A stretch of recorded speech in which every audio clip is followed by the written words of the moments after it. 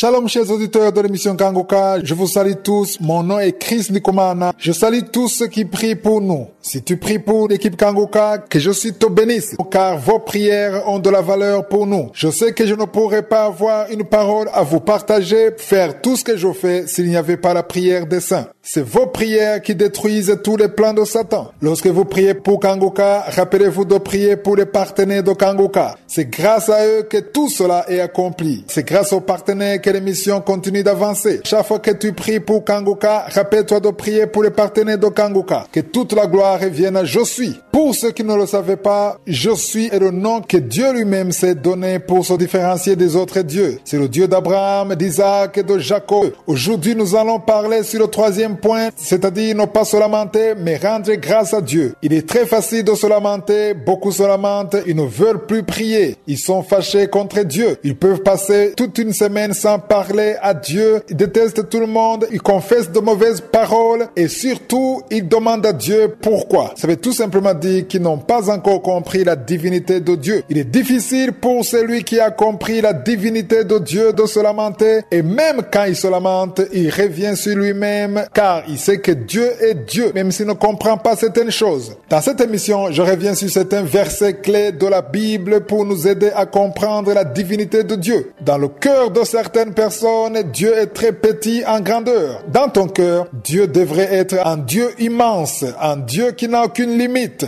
Il devrait être l'alpha et l'oméga, c'est-à-dire un Dieu qui n'a ni commencement ni fin. Il y a un verset que je vais vous montrer, c'est un verset qui nous montre la grandeur de Dieu. C'est Paul qui écrit et il avait bien compris la grandeur de Dieu. Lisons dans Romains chapitre 11, versets 33 à 35. Il est écrit: ô profondeur de la richesse, de la sagesse et de la science de Dieu, que ses jugements sont innombrables et ses voies incompréhensibles. Personne ne peut comprendre Dieu. Souvent nous voulons comprendre, mais on ne le peut pas. C'est difficile de comprendre la volonté de Dieu. C'est pour ça que nous devons toujours rendre grâce en tout. Le verset 34 dit: qui a connu la pensée du Seigneur, ou qui a été son conseiller? Tu peux donner un conseil à ton ami, mais tu ne peux pas conseiller Je suis, car il existait avant toi. Il connaît tout, tandis que toi tu ne connais qu'une petite partie. Tu ne peux pas expliquer à quelqu'un une matière, par exemple les mathématiques, alors que la personne connaît les mathématiques mieux que toi. C'est pourquoi Dieu fait tout ce qu'il veut. Le verset 35 dit: qui lui a donné le premier pour qu'il ait à recevoir en retour? Tout ce que nous avons, c'est Je suis qui nous l'a donné. Personne n'a donné quoi que ce soit à Je suis, car lorsque nous sommes nés, il était déjà là. Tout ce que tu possèdes, c'est Je suis qui te l'a donné. Il sait tout, il peut tout. Après avoir compris la grandeur de Dieu, tu ne pourras plus te lamenter, même si tu n'es pas content de ce qui se passe. Dis à Dieu qu'il est Dieu et qu'il mérite toute ton action de grâce. Soyons à son niveau où nous voyons la grandeur de Dieu et où nous lui rendons grâce en tout sans nous lamenter. La deuxième partie, comme vous le savez, après l'enseignement sur l'humilité, je vais continuer avec l'étude dans notre livre de la Bible. Nous avons déjà étudié pas mal de livres dans la Bible. Toute la Bible contient en tout 66 livres. Nous avons étudié le livre de la Genèse, Exode, Lévitique, Nombre, Jean, Luc, Marc et Matthieu. Comme vous le savez donc, nous alternons entre un livre de l'Ancien Testament, un enseignement sur la parole de Dieu et un autre livre du Nouveau Testament et ainsi de suite. Nous venons de terminer l'enseignement sur l'humilité et nous allons étudier un autre livre de la Bible. Après cet enseignement, nous allons avoir un enseignement sur la parole de Dieu, puis après nous étudierons encore un autre livre de la Bible. Nous allons donc retourner dans l'Ancien Testament pour étudier le livre de Deutéronome. Le mot Deutéronome veut dire deuxième loi. Avant de commencer l'étude de ce livre, je veux qu'on comprenne d'abord pourquoi nous étudions livre par livre. Je me suis rendu compte que beaucoup ne lisent pas la parole de Dieu. La plupart vont prier le dimanche et écoutent les versets qui sont lus dans le culte et ça s'arrête là. Mais il est très important de lire la parole de Dieu. Nous devons lire la parole de Dieu pour comprendre ce que l'Esprit de Dieu veut nous communiquer. Dans Éphésiens chapitre 6, on nous parle des armes de Dieu. Parmi elles, il y a l'épée qui est la parole de Dieu. La parole de Dieu est une arme contre qui? C'est une arme contre Satan, contre les mauvais esprits, contre les démons.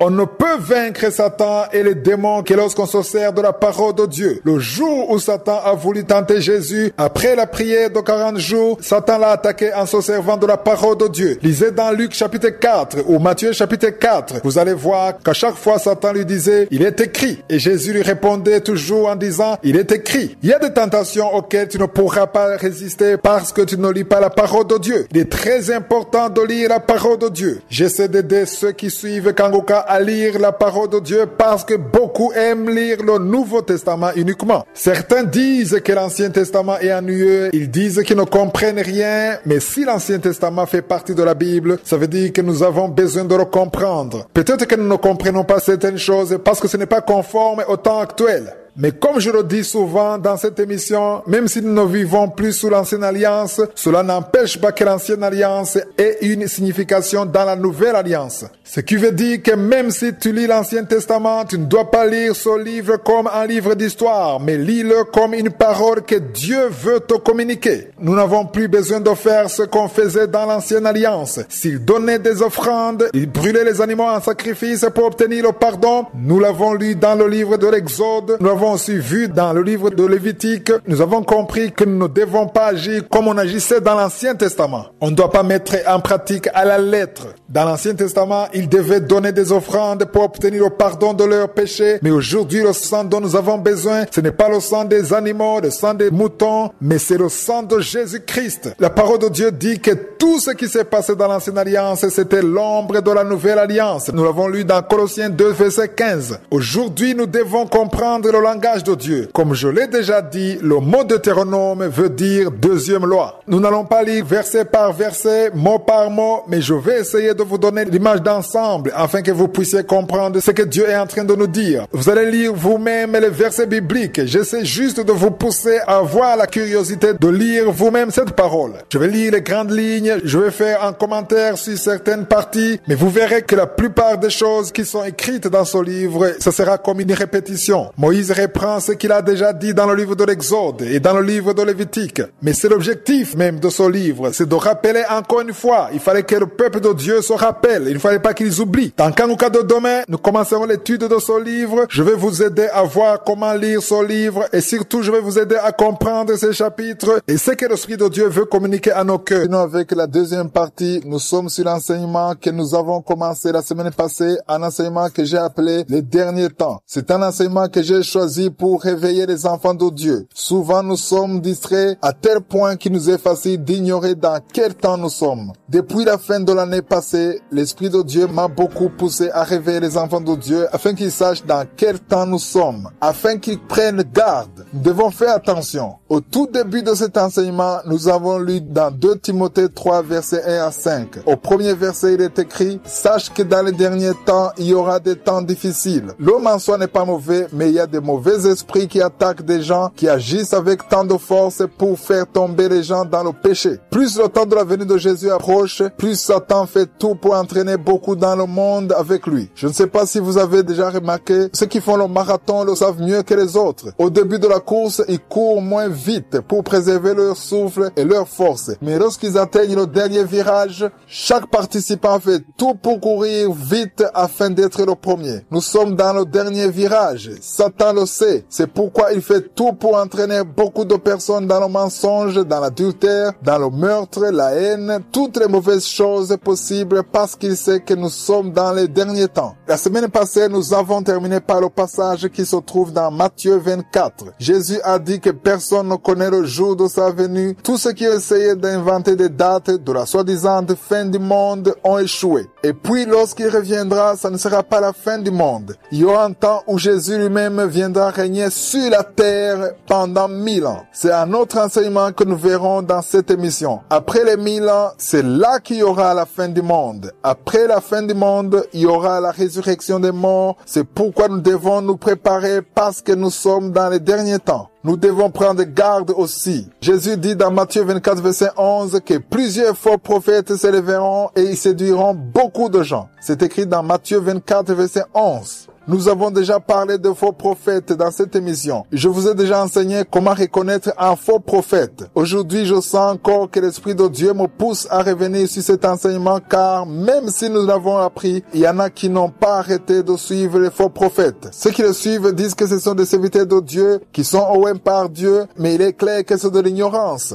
C'est pourquoi nous devons étudier la parole de Dieu. Ceux qui suivent cette émission Kangoka doivent comprendre qu'il ne faut pas suivre quelqu'un comme si vous étiez aveugle. Soyez des personnes réveillées. Suivons les enseignements comme des personnes qui connaissent la parole de Dieu. Je reviens souvent sur cette histoire dans cette émission parce qu'elle m'a beaucoup aidé ainsi que plusieurs auditeurs de Kangoka. C'est l'histoire de 3 jeunes garçons, Shadrach, Meshach et Abednego, et le roi Nebuchadnezzar. Le roi a érigé une statue et il a ordonné que tout le monde, sans exception, devait se prosterner devant la statue. Les 3 jeunes ont refusé parce qu'ils savaient qu'il était interdit de se prosterner devant des statues, devant les idoles. Le roi s'est mis en colère et il a voulu les tuer. Au verset 17, on voit la réponse des 3 jeunes. Ils ont dit, « Voici notre Dieu que nous servons peut nous délivrer de la fournaise ardente, et il nous délivrera de ta main, ô roi. » J'aime beaucoup ce qui est écrit au verset 18. Il est dit, « Sinon, sache, ô roi, que nous ne servirons pas de Dieu et que nous n'adorerons pas la statue d'or que tu as élevée. »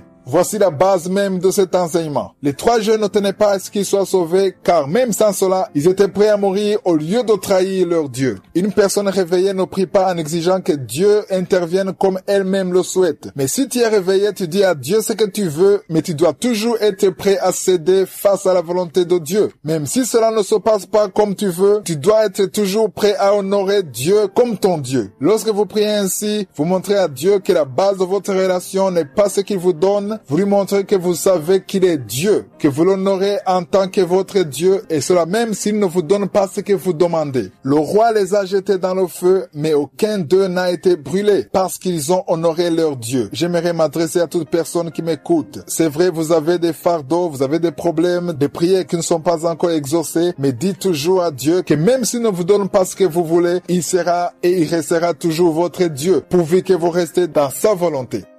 Nous sommes dans la deuxième partie. Comme je vous l'ai dit hier, nous avons commencé un nouvel enseignement que j'ai appelé la délivrance de la peur. Hier, je vous ai montré le verset sur lequel nous allons nous appuyer. C'est un verset qui donne le ton à cet enseignement. C'est le psaume 34, verset 4. Dans certaines versions, il s'agit du verset 5. Ce verset dit, « J'ai cherché l'Éternel et il m'a répondu. Il m'a délivré de toutes mes frayeurs. » C'est sur ce verset que je veux beaucoup m'appuyer au début de cet enseignement car je souhaite réellement que toute personne qui se sent liée par la peur, qu'à la fin de cet enseignement, il soit délivré de la peur. La peur se manifeste de plusieurs manières, mais quoi qu'il en soit, la peur reste la peur. Parfois, tu peux voir une personne qui a peur et tu commences à te moquer de lui en considérant que ce n'est rien, que ce n'est pas important parce que pour toi c'est rien. Tu peux penser que ce qui lui fait peur n'est pas vraiment grave comparé à ce que tu as vécu. Ça veut tout simplement dire que tu es à un niveau où tu as déjà dépassé ce qui lui fait peur. Mais lui, il est encore à son niveau. Tu ne dois pas te moquer de lui, mais comprends plutôt que c'est son niveau. Il a besoin d'être aidé comme toi aussi tu as été aidé. Pour toute personne qui me suit, sache qu'il y a quelque chose qui peut te faire peur d'une manière ou d'une autre. Je veux qu'on comprenne qu'avoir peur, c'est normal. Tout le monde peut avoir peur, sauf peut-être une personne qui est inconsciente, qui ne se soucie de rien. S'il y a quelque chose qui a de la valeur pour toi et que ça rencontre un problème, évidemment, tu vas avoir peur. Si ta femme est importante pour toi et si un problème lui arrive, tu vas avoir peur. Tu vas avoir peur de la perdre. Même chose si c'est ton enfant. Si ton enfant est malade, tu vas avoir peur de le voir mourir. Ton travail que tu aimes, qui te nourrit, si tu vois qu'il y a un problème entre toi et ton patron, ou si tes collègues peuvent mal agir en ton égard,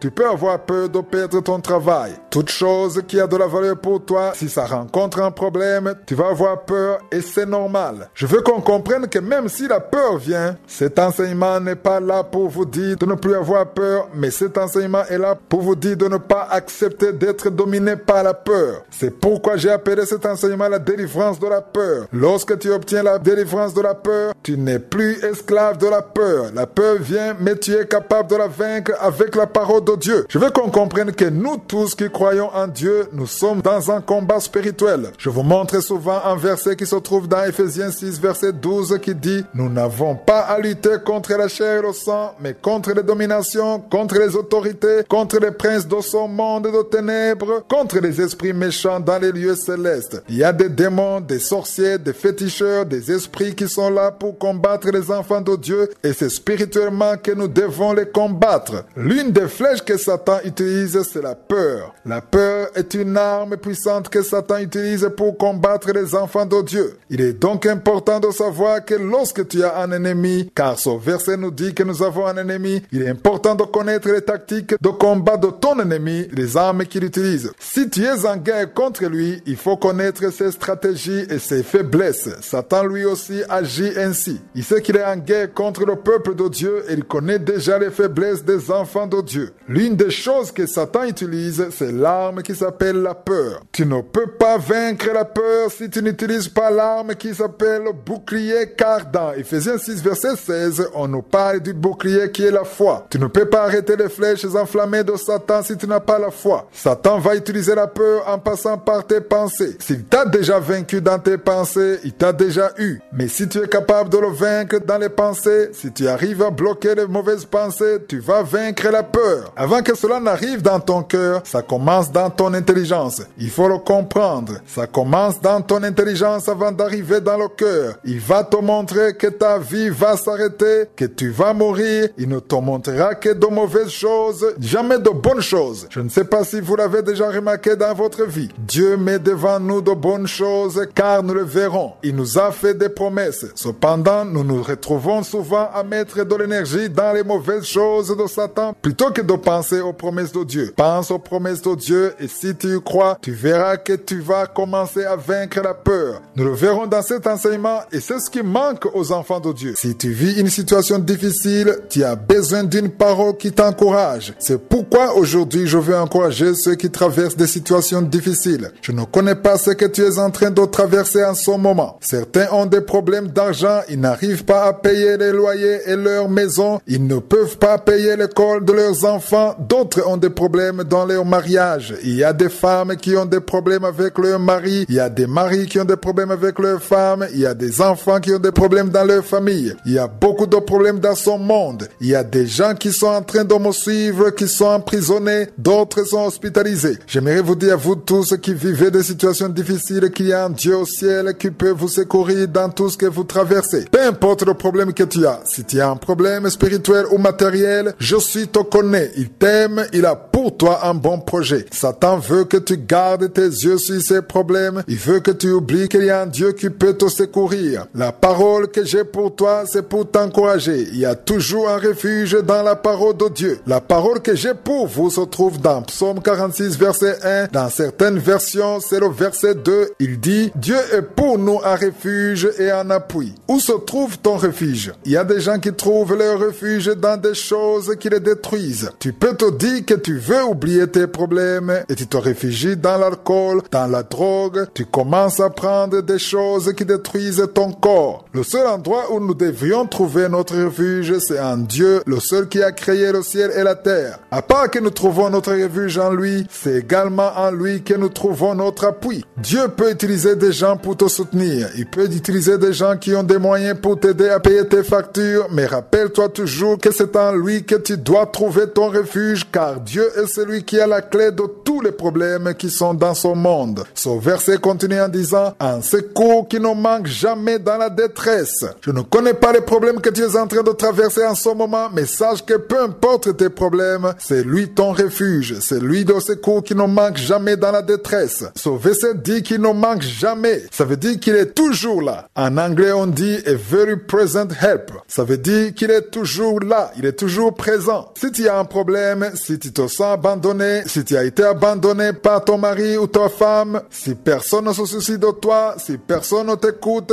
peu importe ce que tu vis, la parole de Dieu te montre que je suis au souci de toi. Si tout le monde t'a abandonné, sache que je suis ne t'a pas abandonné. Si tout le monde te tourne le dos, je suis ne peut pas te tourner le dos. Il est toujours là, il ne manque jamais. Tous les jours, il est là si tu as des problèmes. Il est là lorsque tout va bien, il est aussi là lorsque tu as des problèmes. Je suis en train de m'adresser à ceux qui ont des problèmes plus qu'à ceux qui n'en ont pas, qui vivent dans l'exaucement. Comprends que cette parole est là pour t'encourager, toi qui te sens désespéré. Tu peux décider de chercher la solution sans en trouver. Tu peux chercher de l'aide à gauche et à droite sans en trouver. Mais la parole de Dieu te dit que je suis là et il te voit. Ce n'est pas juste pour te remonter le moral, mais c'est la vérité. Je suis là pour te dire que la parole de Dieu est la vérité. Si tu crois que la parole de Dieu est la vérité, sache que je suis est avec toi. C'est en lui que tu dois te confier. Aujourd'hui, je veux t'encourager, toi qui ne veux plus prier. Ils sont nombreux à ne plus vouloir prier. Tu ne pries plus. Avant, tu préparais la journée, mais maintenant, tu ne le fais plus. Avant, tu avais la foi, mais maintenant, tu n'en as plus. Tu te sens seul, personne ne te comprend, mais j'aimerais te dire qu'il y a un Dieu qui te connaît. Fortifie-toi dans la foi, retourne dans la prière, recommence à te lever très tôt le matin. Si avant tu jeûnais et que tu as abandonné la prière, c'est le moment de recommencer. Accepte de t'approcher encore de Dieu. Il n'y a nulle part où il y a la réponse et la solution à part dans la prière. Cesse de te lamenter, cesse de dire de mauvaises paroles. Satan veut que tu dises de mauvaises paroles. Les mêmes paroles de découragement que tu prononces, il les utilise pour détruire ta vie. Change. Que là où il y avait les lamentations, il y ait l'action de grâce. Rends grâce à Dieu même si tu ne vois rien. Rends grâce à Dieu parce qu'il est Dieu. Rends-lui grâce parce qu'il est celui qui te nourrit, celui qui te donne la force, celui qui t'a créé. Il a pour toi un bon avenir. Il a pour toi de bons projets. Dès ce jour, change de langage, que ta journée se termine sur ton action de grâce. Dis à Dieu qu'il est ton Dieu. Si tu étais retourné dans le péché à cause du désespoir, répands-toi, reviens à Dieu et approche-toi de lui. Il tracera pour toi le chemin. J'aimerais te dire à toi qui m'écoutes que tu es en transit ici sur terre. Si tu es sauvé et que tu as accepté Jésus comme ton Seigneur et ton Sauveur, tu es en route vers le ciel. Parce que si ce n'est pas le cas, tu es en transit vers une autre destination. Je te souhaite donc de n'avoir qu'une seule destination qui est le ciel. Pour ceux qui ne comprennent pas le mot transit, ça veut dire aller dans un endroit pour un certain temps en attendant de continuer ton voyage vers la destination finale. Sur cette terre, nous ne sommes que des pèlerins, nous sommes que de passage et nous avons une destination. Même si tu rencontres des difficultés en chemin, même si tu es béni d'une telle ou telle autre façon, il faut que tu saches que tu n'es que de passage vers une autre destination. Il faut que nous nous rappelons toujours que le ciel existe et que c'est un bon endroit. Les gens n'ont plus soif d'entendre des choses concernant le ciel parce que n'essaie pas d'imaginer sa splendeur et sa magnificence. Mais la Bible nous parle du ciel, de sa splendeur et nous montre que nous devrions désirer y accéder. La Bible nous dit qu'au ciel, tout est beau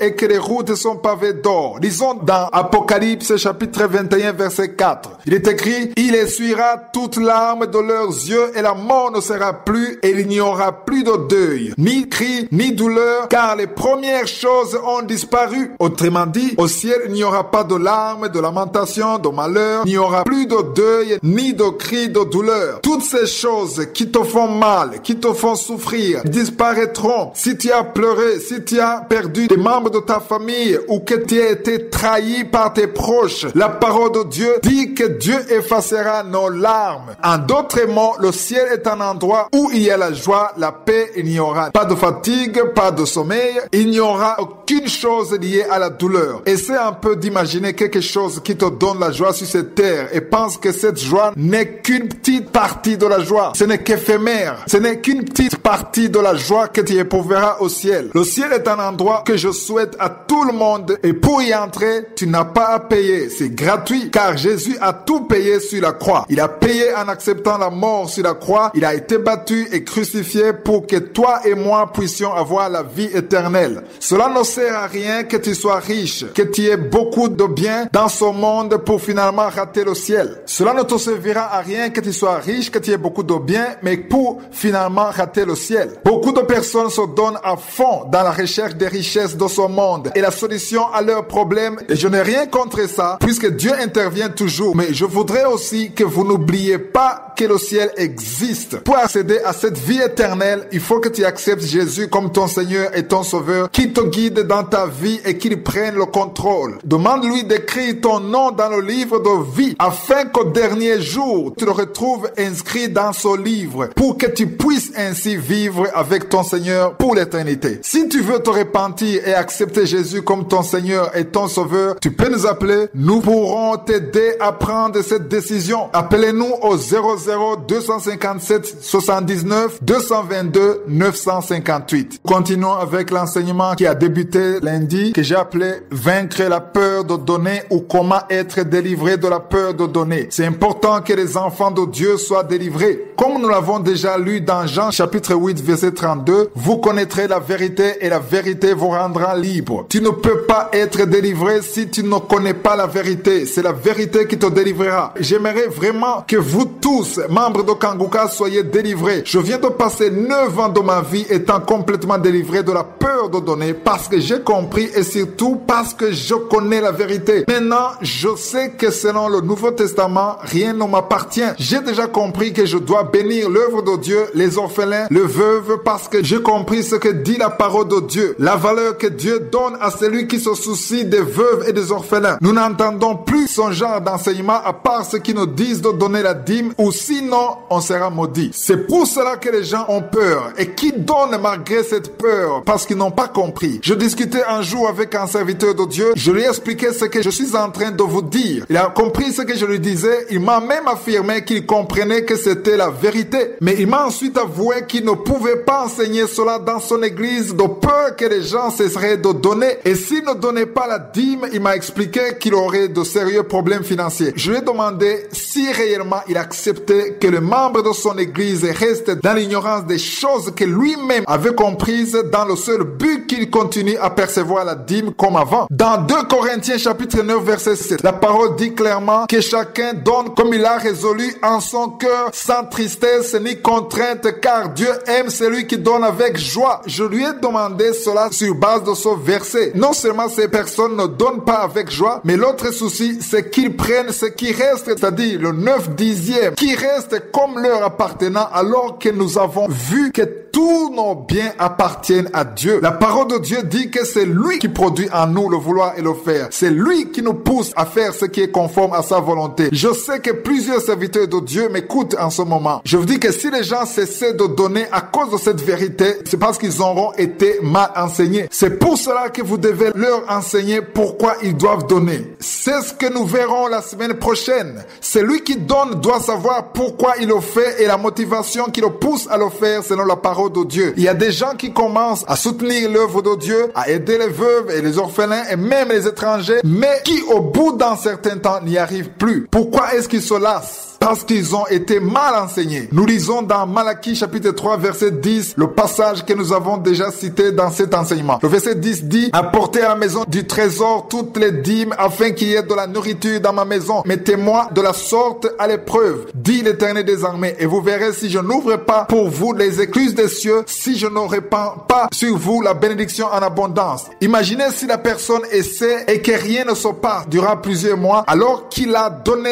tout ce que tu as demandé. Qu'est-ce qui va se passer? Il va penser que ou bien tu es un menteur ou bien ça ne marche pas. Si la personne commence à donner avec une mauvaise motivation et s'il arrive qu'elle ne donne plus la dîme et que la personne rencontre une difficulté dans sa vie quotidienne, elle va penser que c'est à cause de cela. Pourquoi? Parce que la personne marche selon l'enseignement qu'elle a reçu. C'est pour cela que les enfants de Dieu doivent connaître la vérité et c'est cette vérité qui les rendra libres. Beaucoup de personnes qui m'écoutent en ce moment ont commencé à le faire. Ensuite, ils n'ont pas pu continuer. Pourquoi? Parce qu'on vous a promis que vous verrez immédiatement des bénédictions malédiction que vous n'avez pas vue. Beaucoup d'autres ont accumulé des dettes et à un certain moment, ils ont dû arrêter. Certains abandonnent même la foi et prennent une autre voie parce qu'ils ne veulent plus qu'on leur dise qu'ils sont sous la malédiction, qu'ils auront des accidents, qu'ils sont des voleurs, qu'ils volent Dieu. Ce sont des choses trop lourdes à supporter d'être appelés un voleur. Et c'est pour cela que les gens ont besoin d'être délivrés. J'enseignerai cela la semaine prochaine. Dieu n'a pas besoin de ton argent. Dieu veut ton cœur. Tout l'argent de ce monde appartient à Dieu. Il pourra lui-même s'occuper des orphelins, mais il a besoin des gens qui le craignent et qui l'obéissent. Nous devrions donc connaître la motivation. Pourquoi faisons-nous ce que nous faisons? Pourquoi aidons-nous les orphelins, les pauvres? Dans 1 Corinthiens chapitre 13, la parole de Dieu dit que tout ce que tu ferais sans amour n'est rien devant Dieu. Dieu ne considère pas ce que tu donnes. Il regarde ton cœur. Nous n'avons pas besoin de mettre Dieu à l'épreuve. Nous avons juste besoin d'un cœur qui veut réellement donner. Pourquoi? Parce que la loi n'est plus charnelle, mais elle est spirituelle. Aujourd'hui, nous allons parler sur le troisième point, c'est-à-dire ne pas se lamenter, mais rendre grâce à Dieu. Il est très facile de se lamenter. Beaucoup se lamentent. Ils ne veulent plus prier. Ils sont fâchés contre Dieu. Ils peuvent passer toute une semaine sans parler à Dieu. Ils détestent tout le monde. Ils confessent de mauvaises paroles. Et surtout, ils demandent à Dieu pourquoi. Ça veut tout simplement dire qu'ils n'ont pas encore compris la divinité de Dieu. Il est difficile pour celui qui a compris la divinité de Dieu de se lamenter. Et même quand il se lamente, il revient sur lui-même car il sait que Dieu est Dieu, même s'il ne comprend pas certaines choses. Dans cette émission, je reviens sur certains versets clés de la Bible pour nous aider à comprendre la divinité de Dieu. Dans le cœur de certaines personnes, Dieu est très petit en grandeur. Dans ton cœur, Dieu devrait être un Dieu immense, un Dieu qui n'a aucune limite. Il devrait être l'alpha et l'oméga, c'est-à-dire un Dieu qui n'a ni commencement ni fin. Il y a un verset que je vais vous montrer, c'est un verset qui nous montre la grandeur de Dieu. C'est Paul qui écrit et il avait bien compris la grandeur de Dieu. Lisons dans Romains chapitre 11, verset 33 à 35. Il est écrit: ô profondeur de la richesse, de la sagesse et de la science de Dieu, que ses jugements sont innombrables et ses voies incompréhensibles. Personne ne peut comprendre Dieu. Souvent nous voulons comprendre, mais on ne le peut pas. C'est difficile de comprendre la volonté de Dieu. C'est pour ça que nous devons toujours rendre grâce en tout. Le verset 34 dit: qui a connu la pensée du Seigneur, ou qui a été son conseiller? Tu peux donner un conseil à ton ami, mais tu ne peux pas conseiller je suis, car il existait avant toi. Il connaît tout, tandis que toi tu ne connais qu'une petite partie. Tu ne peux pas expliquer à quelqu'un une matière, par exemple les mathématiques, alors que la personne connaît les mathématiques mieux que toi. C'est pourquoi Dieu fait tout ce qu'il veut. Le verset 35 dit: qui lui a donné le premier pour qu'il ait à recevoir en retour? Tout ce que nous avons, c'est je suis qui nous l'a donné. Personne n'a donné quoi que ce soit à je suis, car lorsque nous sommes nés, il était déjà là. Tout ce que tu possèdes, c'est je suis qui te l'a donné. Il sait tout, il peut tout. Après avoir compris la grandeur de Dieu, tu ne pourras plus te lamenter, même si tu n'es pas content de ce qui se passe. Dis à Dieu qu'il est Dieu et qu'il mérite toute ton action de grâce. Soyons à ce niveau où nous voyons la grandeur de Dieu et où nous lui rendons grâce en tout sans nous lamenter. La deuxième partie, comme vous le savez, après l'enseignement sur l'humilité, je vais continuer avec l'étude dans notre livre de la Bible. Nous avons déjà étudié pas mal de livres dans la Bible. Toute la Bible contient en tout 66 livres. Nous avons étudié le livre de la Genèse, Exode, Lévitique, Nombre, Jean, Luc, Marc et Matthieu. Comme vous le savez donc, nous alternons entre un livre de l'Ancien Testament, un enseignement sur la parole de Dieu et un autre livre du Nouveau Testament et ainsi de suite. Nous venons de terminer l'enseignement sur l'humilité et nous allons étudier un autre livre de la Bible. Après cet enseignement, nous allons avoir un enseignement sur la parole de Dieu, puis après nous étudierons encore un autre livre de la Bible. Nous allons donc retourner dans l'Ancien Testament pour étudier le livre de Deutéronome. Le mot Deutéronome veut dire deuxième loi. Avant de commencer l'étude de ce livre, je veux qu'on comprenne d'abord pourquoi nous étudions livre par livre. Je me suis rendu compte que beaucoup ne lisent pas la parole de Dieu. La plupart vont prier le dimanche et écoutent les versets qui sont lus dans le culte et ça s'arrête là. Mais il est très important de lire la parole de Dieu. Nous devons lire la parole de Dieu pour comprendre ce que l'Esprit de Dieu veut nous communiquer. Dans Éphésiens chapitre 6, on nous parle des armes de Dieu. Parmi elles, il y a l'épée qui est la parole de Dieu. La parole de Dieu est une arme contre qui? C'est une arme contre Satan, contre les mauvais esprits, contre les démons. On ne peut vaincre Satan et les démons que lorsqu'on se sert de la parole de Dieu. Le jour où Satan a voulu tenter Jésus, après la prière de 40 jours, Satan l'a attaqué en se servant de la parole de Dieu. Lisez dans Luc chapitre 4 ou Matthieu chapitre 4. Vous allez voir qu'à chaque fois Satan lui disait, il est écrit. Et Jésus lui répondait toujours en disant, il est écrit. Il y a des tentations auxquelles tu ne pourras pas résister parce que tu ne lis pas la parole de Dieu. Il est très important de lire la parole de Dieu. J'essaie d'aider ceux qui suivent Kangoka à lire la parole de Dieu parce que beaucoup aiment lire le Nouveau Testament uniquement. Certains disent que l'Ancien Testament est ennuyeux. Ils disent qu'ils ne comprennent rien. Mais si l'Ancien Testament fait partie de la Bible, ça veut dire que nous avons besoin de le comprendre. Peut-être que nous ne comprenons pas certaines choses parce que ce n'est pas conforme au temps actuel.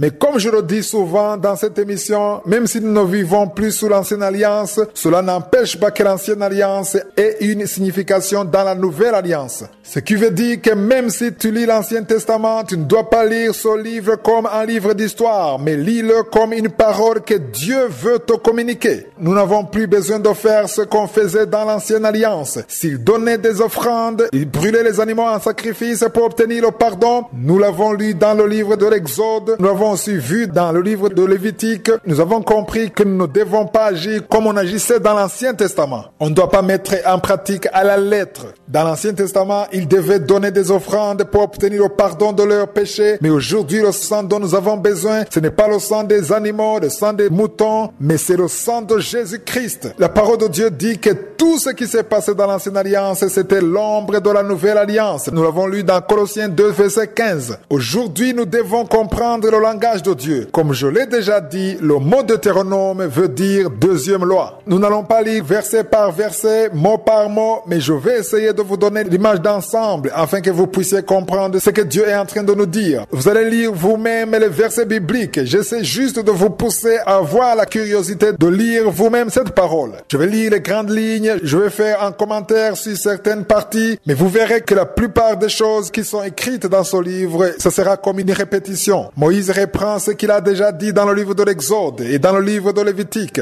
Mais c'est l'objectif même de ce livre, c'est de rappeler encore une fois. Il fallait que le peuple de Dieu se rappelle. Il ne fallait pas qu'ils oublient. Dans Kangoka de demain, nous commencerons l'étude de ce livre. Je vais vous aider à voir comment lire ce livre et surtout, je vais vous aider à comprendre ces chapitres et ce que l'Esprit de Dieu veut communiquer à nos cœurs. Sinon, avec la deuxième partie, nous sommes sur l'enseignement que nous avons commencé la semaine passée, un enseignement que j'ai appelé les derniers temps. C'est un enseignement que j'ai choisi pour réveiller les enfants de Dieu. Souvent, nous sommes distraits à tel point qu'il nous est facile d'ignorer dans quel temps nous sommes. Depuis la fin de l'année passée, l'Esprit de Dieu m'a beaucoup poussé à réveiller les enfants de Dieu afin qu'ils sachent dans quel temps nous sommes, afin qu'ils prennent garde. Nous devons faire attention. Au tout début de cet enseignement, nous avons lu dans 2 Timothée 3, versets 1 à 5. Au premier verset, il est écrit « Sache que dans les derniers temps, il y aura des temps difficiles. L'homme en soi n'est pas mauvais, mais il y a des mauvais esprits qui attaquent des gens, qui agissent avec tant de force pour faire tomber les gens dans le péché. Plus le temps de la venue de Jésus approche, plus Satan fait tout pour entraîner beaucoup dans le monde avec lui. Je ne sais pas si vous avez déjà remarqué, ceux qui font le marathon le savent mieux que les autres. Au début de la course, ils courent moins vite pour préserver leur souffle et leur force. Mais lorsqu'ils atteignent le dernier virage, chaque participant fait tout pour courir vite afin d'être le premier. Nous sommes dans le dernier virage. Satan le sait. C'est pourquoi il fait tout pour entraîner beaucoup de personnes dans le mensonge, dans l'adultère, dans le meurtre, la haine, toutes les mauvaises choses possibles parce qu'il sait que nous sommes dans les derniers temps. La semaine passée, nous avons terminé par le passage qui se trouve dans Matthieu 24. Jésus a dit que personne ne connaît le jour de sa venue. Tous ceux qui essayaient d'inventer des dates de la soi-disant fin du monde ont échoué. Et puis, lorsqu'il reviendra, ça ne sera pas la fin du monde. Il y aura un temps où Jésus lui-même viendra régner sur la terre pendant 1000 ans. C'est un autre enseignement que nous verrons dans cette émission. Après les 1000 ans, c'est là qu'il y aura la fin du monde. Après la fin du monde, il y aura la résurrection des morts. C'est pourquoi nous devons nous préparer parce que nous sommes dans les derniers temps. Nous devons prendre garde aussi. Jésus dit dans Matthieu 24, verset 11, que plusieurs faux prophètes s'élèveront et ils séduiront beaucoup de gens. C'est écrit dans Matthieu 24, verset 11.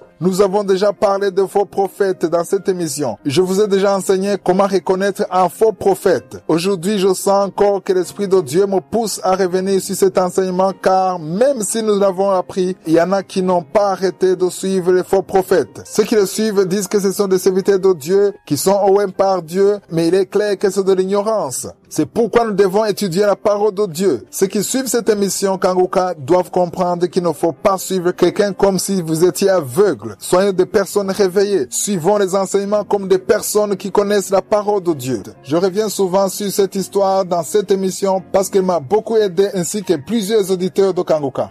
C'est l'histoire de 3 jeunes garçons, Shadrach, Meshach et Abednego, et le roi Nebuchadnezzar. Le roi a érigé une statue et il a ordonné que tout le monde, sans exception, devait se prosterner devant la statue. Les 3 jeunes ont refusé parce qu'ils savaient qu'il était interdit de se prosterner devant des statues, devant les idoles. Le roi s'est mis en colère et il a voulu les tuer. Au verset 17, on voit la réponse des 3 jeunes. Ils ont dit, « Voici notre Dieu que nous servons peut nous délivrer de la fournaise ardente, et il nous délivrera de ta main, ô roi. » J'aime beaucoup ce qui est écrit au verset 18. Il est dit, « Sinon, sache, ô roi, que nous ne servirons pas de Dieu et que nous n'adorerons pas la statue d'or que tu as élevée. » Voici la base même de cet enseignement. Les 3 jeunes ne tenaient pas à ce qu'ils soient sauvés, car même sans cela, ils étaient prêts à mourir au lieu de trahir leur Dieu. Une personne réveillée ne prie pas en exigeant que Dieu intervienne comme elle-même le souhaite. Mais si tu es réveillé, tu dis à Dieu ce que tu veux, mais tu dois toujours être prêt à céder face à la volonté de Dieu. Même si cela ne se passe pas comme tu veux, tu dois être toujours prêt à honorer Dieu comme ton Dieu. Lorsque vous priez ainsi, vous montrez à Dieu que la base de votre relation n'est pas ce qu'il vous donne. Vous lui montrez que vous savez qu'il est Dieu, que vous l'honorez en tant que votre Dieu, et cela même s'il ne vous donne pas ce que vous demandez. Le roi les a jetés dans le feu, mais aucun d'eux n'a été brûlé, parce qu'ils ont honoré leur Dieu. J'aimerais m'adresser à toute personne qui m'écoute. C'est vrai, vous avez des fardeaux, vous avez des problèmes, des prières qui ne sont pas encore exaucées, mais dites toujours à Dieu que même s'il ne vous donne pas ce que vous voulez, il sera et il restera toujours votre Dieu, pourvu que vous restez dans sa volonté.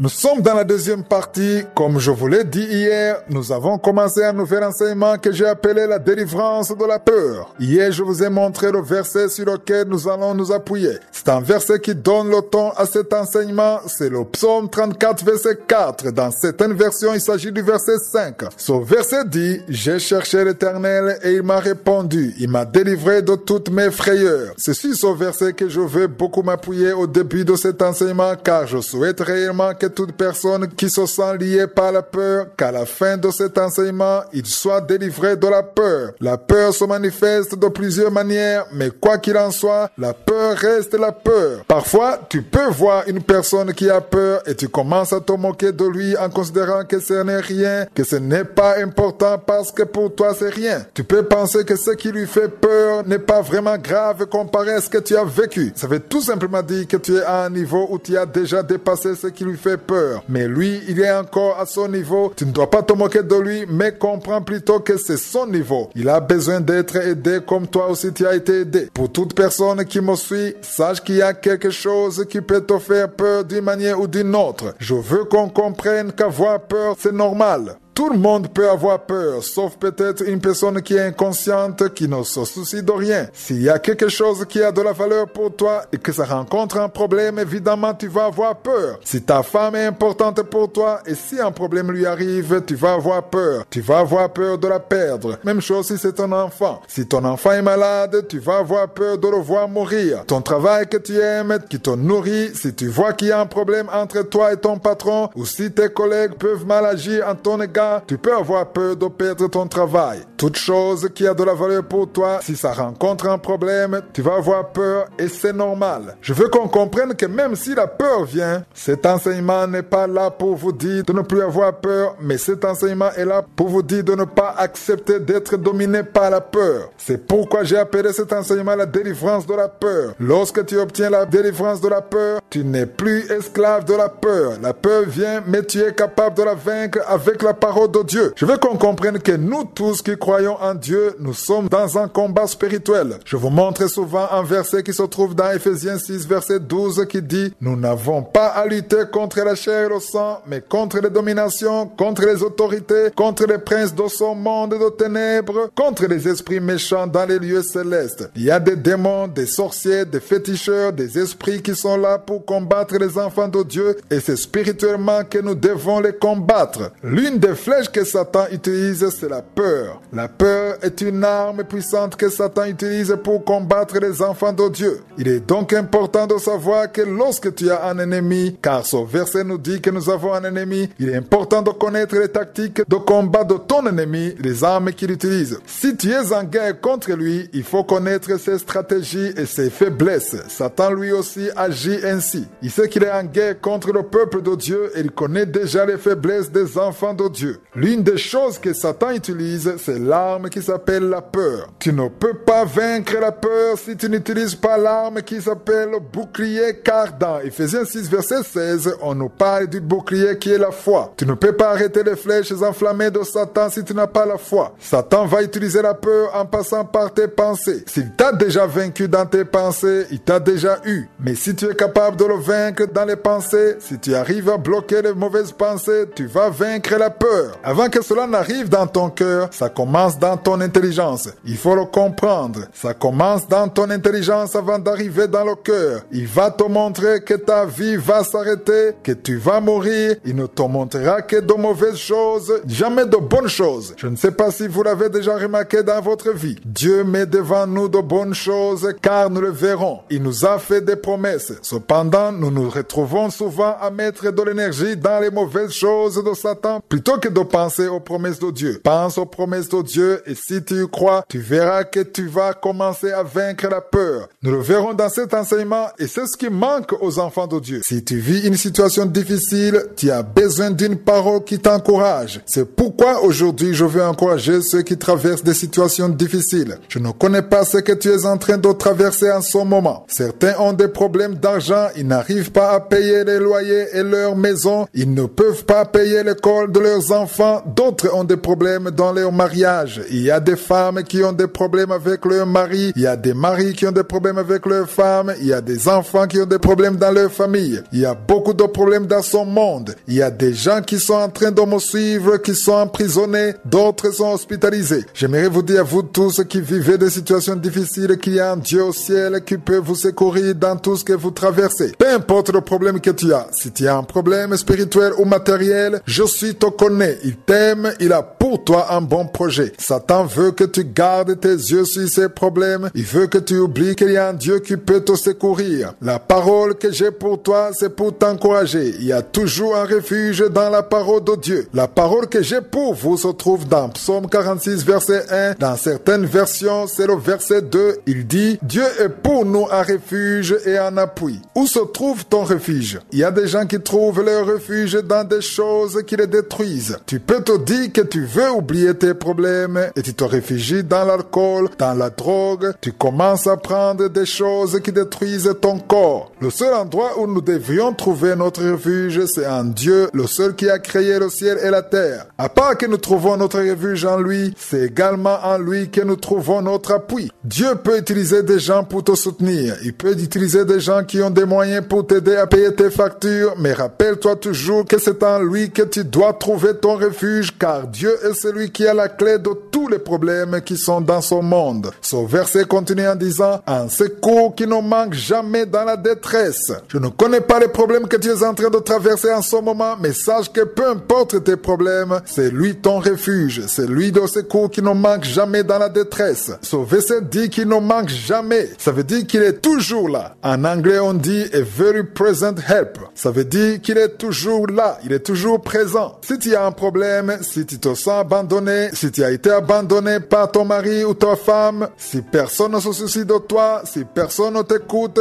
peu importe ce que tu vis, la parole de Dieu te montre que je suis au souci de toi. Si tout le monde t'a abandonné, sache que je suis ne t'a pas abandonné. Si tout le monde te tourne le dos, je suis ne peut pas te tourner le dos. Il est toujours là. Il ne manque jamais. Tous les jours, il est là si tu as des problèmes. Il est là lorsque tout va bien. Il est aussi là lorsque tu as des problèmes. problèmes. Je suis en train de m'adresser à ceux qui ont des problèmes plus qu'à ceux qui n'en ont pas, qui vivent dans l'exaucement. Comprends que cette parole est là pour t'encourager, toi qui te sens désespéré. Tu peux décider de chercher la solution sans en trouver. Tu peux chercher de l'aide à gauche et à droite sans en trouver. Mais la parole de Dieu te dit que je suis là et il te voit. Ce n'est pas juste pour te remonter le moral, mais c'est la vérité. Je suis là pour te dire que la parole de Dieu est la vérité. Si tu crois que la parole de Dieu est la vérité, sache que je suis est avec toi. C'est en lui que tu dois te confier. Aujourd'hui, je veux t'encourager, toi qui ne veux plus prier. Ils sont nombreux à ne plus vouloir prier. Tu ne pries plus. Avant, tu préparais la journée, mais maintenant, tu ne le fais plus. Avant, tu avais la foi, mais maintenant, tu n'en as plus. Tu te sens seul, personne ne te comprend, mais j'aimerais te dire qu'il y a un Dieu qui te connaît. Fortifie-toi dans la foi, retourne dans la prière, recommence à te lever très tôt le matin. Si avant tu jeûnais et que tu as abandonné la prière, c'est le moment de recommencer. Accepte de t'approcher encore de Dieu. Il n'y a nulle part où il y a la réponse et la solution à part dans la prière. Cesse de te lamenter, cesse de dire de mauvaises paroles. Satan veut que tu dises de mauvaises paroles. Les mêmes paroles de découragement que tu prononces, il les utilise pour détruire ta vie. Change.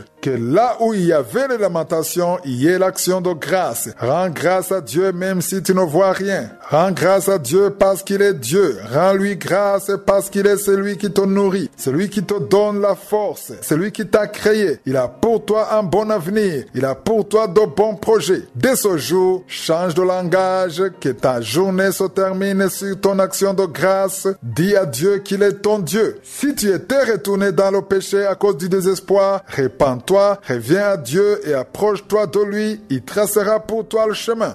J'aimerais te dire à toi qui m'écoutes que tu es en transit ici sur terre. Si tu es sauvé et que tu as accepté Jésus comme ton Seigneur et ton Sauveur, tu es en route vers le ciel. Parce que si ce n'est pas le cas, tu es en transit vers une autre destination. Je te souhaite donc de n'avoir qu'une seule destination qui est le ciel. Pour ceux qui ne comprennent pas le mot transit, ça veut dire aller dans un endroit pour un certain temps en attendant de continuer ton voyage vers la destination finale. Sur cette terre, nous ne sommes que des pèlerins, nous sommes que de passage et nous avons une destination. Même si tu rencontres des difficultés en chemin, même si tu es béni d'une telle ou telle autre façon, il faut que tu saches que tu n'es que de passage vers une autre destination. Il faut que nous nous rappelons toujours que le ciel existe et que c'est un bon endroit. Les gens n'ont plus soif d'entendre des choses concernant le ciel parce que n'essaie pas d'imaginer sa splendeur et sa magnificence. Mais la Bible nous parle du ciel, de sa splendeur et nous montre que nous devrions désirer y accéder. La Bible nous dit qu'au ciel, tout est beau et que les routes sont pavées d'or. Lisons dans Apocalypse chapitre 21 verset 4. Il est écrit, il essuiera toutes larmes de leurs yeux et la mort ne sera plus et il n'y aura plus de deuil, ni cri, ni douleur, car les premières choses ont disparu. Autrement dit, au ciel, il n'y aura pas de larmes, de lamentations, de malheur, il n'y aura plus de deuil, ni de cris de douleur. Toutes ces choses qui te font mal, qui te font souffrir, disparaîtront. Si tu as pleuré, si tu as perdu des membres de ta famille ou que tu as été trahi par tes proches, la parole de Dieu dit que Dieu effacera nos larmes. En d'autres mots, le ciel est un endroit où il y a la joie, la paix, il n'y aura pas de fatigue, pas de sommeil, il n'y aura aucune chose liée à la douleur. Essaie un peu d'imaginer quelque chose qui te donne la joie sur cette terre et pense que cette joie n'est qu'une petite partie de la joie. Ce n'est qu'éphémère. Ce n'est qu'une petite partie de la joie que tu éprouveras au ciel. Le ciel est un endroit que je souhaite à tout le monde et pour y entrer, tu n'as pas à payer. C'est gratuit car Jésus a tout payé sur la croix. Il a payé en acceptant la mort sur la croix. Il a été battu et crucifié pour que toi et moi puissions avoir la vie éternelle. Cela ne sert à rien que tu sois riche, que tu aies beaucoup de biens dans ce monde pour finalement rater le ciel. Cela ne te servira à rien que tu sois riche, que tu aies beaucoup de biens, mais pour finalement rater le ciel. Beaucoup de personnes se donnent à fond dans la recherche des richesses de ce monde et la solution à leurs problèmes. Et je n'ai rien contre ça, puisque Dieu intervient toujours. Mais je voudrais aussi que vous n'oubliez pas que le ciel existe. Pour accéder à cette vie éternelle, il faut que tu acceptes Jésus comme ton Seigneur et ton Sauveur, qui te guide dans ta vie et qu'il prenne le contrôle. Demande-lui d'écrire ton nom dans le livre de vie, afin qu'au dernier jour, tu le retrouves inscrit dans ce livre, pour que tu puisses ainsi vivre avec ton Seigneur pour l'éternité. Si tu veux te repentir et accepter Jésus comme ton Seigneur et ton Sauveur, tu peux nous appeler. Nous pourrons t'aider à prendre cette décision. Appelez-nous au 00 257 79 222 958. Continuons avec l'enseignement qui a débuté lundi, que j'ai appelé